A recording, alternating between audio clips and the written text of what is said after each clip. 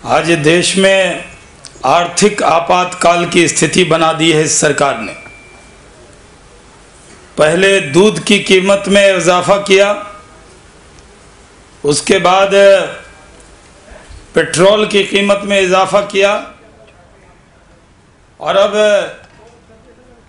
Loan में भी जो उन्होंने इजाफा किया है, कर्ज देने में लेने वाले लोगों के लिए भी मुश्किल पैदा की।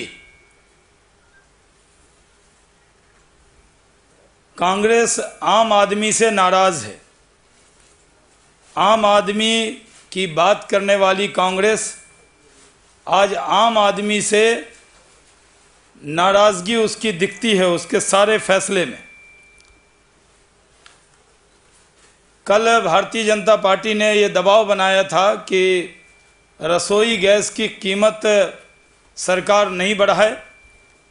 आज उन्होंने रसोई गैस की जो कीमत है उसको बढ़ाने के लिए उनकी ग्रुप ऑफ मिनिस्टर्स की एम्पावर्ड जो मिनिस्टर्स की मीटिंग होनी थी उसको उन्होंने टाला है, लेकिन सरकार उसमें भी दाम बढ़ाने की योजना रखती।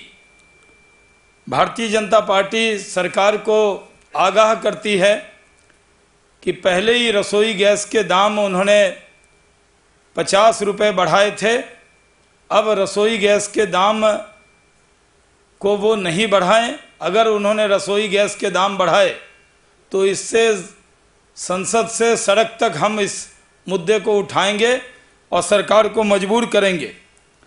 सरकार की आर्थिक नीति पूरी तरह से विफल रही। पहले ये दावा करती रही कि तेल कंपनियों का घाटा बढ़ रहा है। सरकार तेल कंपनियों की फिक्र में दुबली हो रही है और आम आदमी से कोई लेना देना इस सरकार को नहीं। अब सरकार ये बहाना कर रही है कि डॉलर और रुपये में जो अंतर आया है इसके वजह से वो दाम बढ़ा रहे हैं। सरकार को ये भी जवाब देना पड़ेगा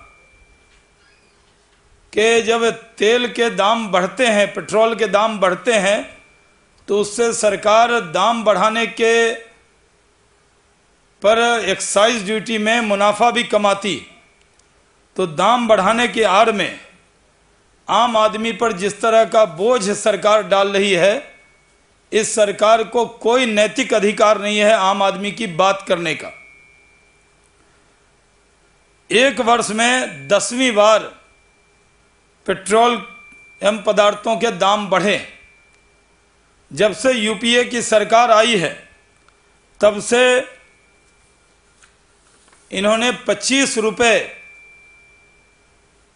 दाम बढ़ाए हैं और जहां तक कि ये पेट्रोलियम की कंपनियां हैं उसकी घाटे का ये सवाल उठाती हैं, तो सीएजी की रिपोर्ट में पूरी तरह से ये अंकित है कि 31 मार्च 2010 को ओएनजीसी को 13,403 करोड़ रुपए का मुनाफा हुआ है, बढ़कर उसका मुनाफा 2011 में 22,455 करोड़ रुपए हुआ है। उसी तरह हिंदुस्तान पेट्रोलियम का मुनाफा इसी अवधि में 1476 करोड़ से बढ़कर 1702 करोड़ रुपया हुआ है।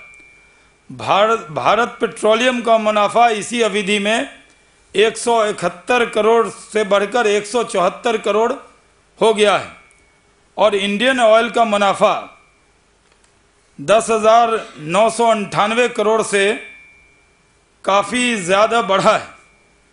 सरकार आज ये तर्क दे रही है कि डॉलर रुपया के बदले कमज़ोर हो रहा है।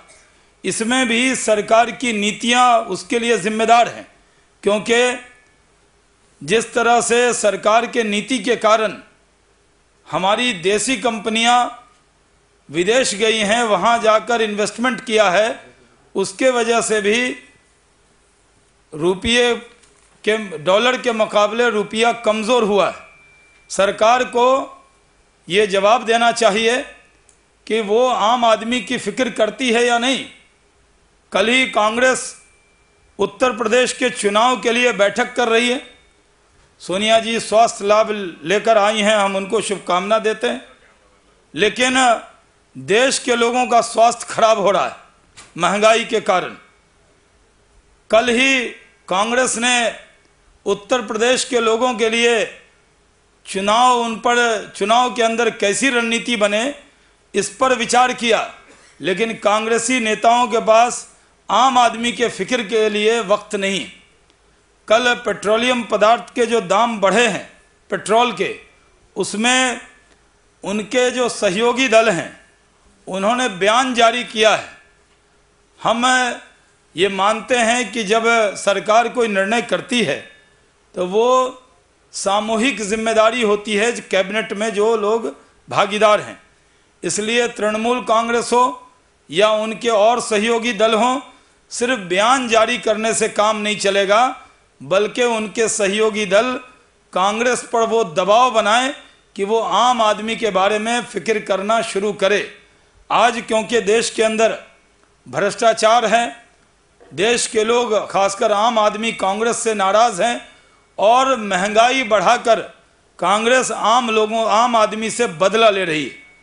भारतीय जनता पार्टी ने आज प्रदर्शन किया है और इस मुद्दे पर हम सरकार से पहले भी संसद में लड़े हैं और सड़क पर भी इस लड़ाई को जारी रखेंगे।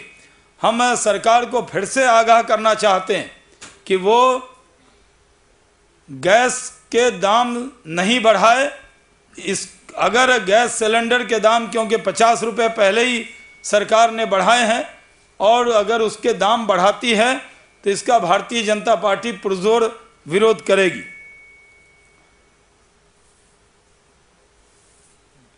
कल से गुजरात के मुख्यमंत्री उपवास पर सौहार्द और भाईचारे के लिए 3 दिन का उपवास कर रहे हैं और पूरा गुजरात और पूरे देश के लोग सौहार्द और भाईचारे पर उनके उपवास के साथ हैं। हमारे भी कई वरिष्ठ नेता उनके उपवास में जाकर उनका मनोबल बढ़ाएंगे।